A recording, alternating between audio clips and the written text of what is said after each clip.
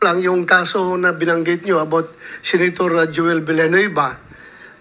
Sabi nyo, wala siyang project doon. Pero, Engineer Alcantara, sabi niya wala siyang project doon. Yung hiningi niya, hindi na-approve. Pero, how come na meron kayong binigay na SOP sa kanya? Kung SOP man tawag noon, bakit ka nagbigay doon na wala man siyang project na na-approve na ni-request niya sa inyo? Wow. Pansinin niyo po yung line of questioning ni Senator Bato. Ang sabi niya, hindi ba wala siyang project doon si Senator Villanueva? Hindi ba yung hiningi niya ay hindi na-approve? So, ang sinasabi na niya kagad dito, parang yung bintang ay malabo.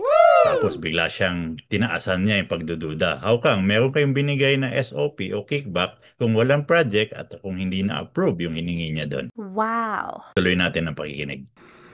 Your Honor, nung po sa affidavit ko, alam po namin, 1.5 billion po yung gusto niyang request na allocation po sa mga multipurpose building, roads, and other structure po.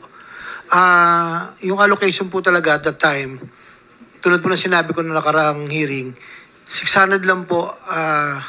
Kami pa yung lumapit ni boss kay Sec kung paano po mapagbibigyan sana si Senator Joel at 1.5. Ang allocation na lang pong natitira ay parang 600 po. So, nag-isip po kami ng paraan na paano po maimamatch in terms of proponent yung 1.5B maging ang initial computation po namin ay 150. So, nag-submit po ako ng 600 worth ng flood control at 25%. Magmamatch po dun sa 150. Sinabit po namin sa Manila po. Pero yung flood control na yun, na project, sinabi mo, hindi alam ni Senator Villanueva. Galit po kasi siya doon. Galit siya sa flood control, di ba? Yes po. Ilang taon na yan, sige, sigaw-sigaw dito sa hearing na ayaw niya flood control. Pero bakit ka naglagay ng project doon na i-dedicate mo sa kanya? Wala kang paalam sa kanya. Ayan. Lalo nang nalihis ang salaysay ng mga testigo mula sa DPWH. Naigit na ni Senator Bato yung without his knowledge ni Senator Villanueva. Wow. Naipilit ni Senator Bato na hindi nagpaalam ang DPWH kay Senator Villanueva noong ginawa ang kalokohan. Wow. Ang lumalabas dito, magaling din palang defense lawyer tong si Senator Bato. Wow. Yung defense sa taong gumagawa ng kalokohan, di umano. Akala natin criminal investigator tong si Bato by training. Wow. Kasi po, ganito ang inaasahan nating line of questioning kung ang intensyon ay linawin ang salaysay ng krimen. Wow.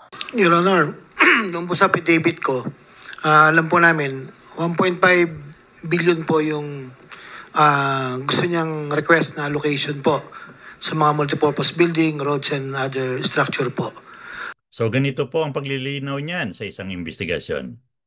So para po maging maliwanag, Engineer Alcantara, ang sinasabi niyo po sa affidavit ay hiningi ni Senator Villanueva di umano ay 1.5 billion worth of multipurpose buildings at ang kickback sa vertical project na tulad nito ay 10% o may katumbas na 150 million na kickback. Wow.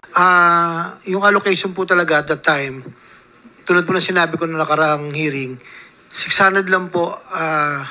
Kami pa yung lumapit ni boss kay Sec kung paano po mapagbibigyan sana si Senator Joel at 1.5. Ang allocation na lang pong natitira ay parang 600 po. So ang sinasabi niyo po, Engineer Alcantara, ay ang natitira niyong pondo na maaaring mai-assign kay Senator Villanueva ay 600 million lamang. At kung 10% lang, dahil vertical project ang gusto ni Senator, ay lalabas lamang na 60 million lang si kickback. Wow. Kapos sa 150 million kickback na dapat ilaan di umano kay Senator Villanueva. So, nag-isip po kami ng paraan na paano po maimamatch in terms of proponent yung 1.5B maging ang initial computation po namin ay 150. So, nag-submit po ako ng 600 worth ng flood control at 25%. Magmamatch po dun sa 150. Sinabit po namin sa Manila po. Engineer Alcantara, so nag-isip po kayo ng paraan paano magiging 150 million ng kickback dahil 600 million na nga lang ang pondo na pwede mailaan kay Senator Villanueva. At ang naisip nyo ay flood control projects na may 25% kickback. Nag-submit nga kayo ng listahan ng flood control projects para sa available na pondong 600 million. At yun, nag-match na nga ang 150 million na kickback para di umano kay Senator Villanueva. Bakit Sir, kayo gumawa ng ganun? Po. Kasi nga po, nung time na yon, nag-iisip po kami ng paraan para ma-accommodate yung 1.5B na request na multipurpose building. So nag-usap po kami, nireport ko po kay So, Sir kayo Robert. nga, in short, diskarte na ninyo yon Yes po, ni Your Honor. Yusek Bernardo. Na Yes po. mag-flood control kayo para sa kanya without his knowledge. Wow. Para makapagbigay kayo sa kanya. Yes po. So, Your yung binigay nyo na pera, hiningi ba niya yun sa inyo? hindi po, Your Honor. Hindi Ako niya po- hiningi ang pera na dineliver mo. Ako po ang gumawa ng paraan para masatisfy lang po yung request na 1.5B. So, makonsider mo ba yung pera na yon na is OP yun? Oo, tinanggap eh. Ang sabi ko Para po, kay Senator Villanueva? ang sabi ko po doon sa tao niya, pagsabi mo kay boss, ito'y tulong. Tulong. Sinasabi ko po. Voluntaryo mong tulong. Pwede ding sabihing voluntaryong pagbibigay ng kickback.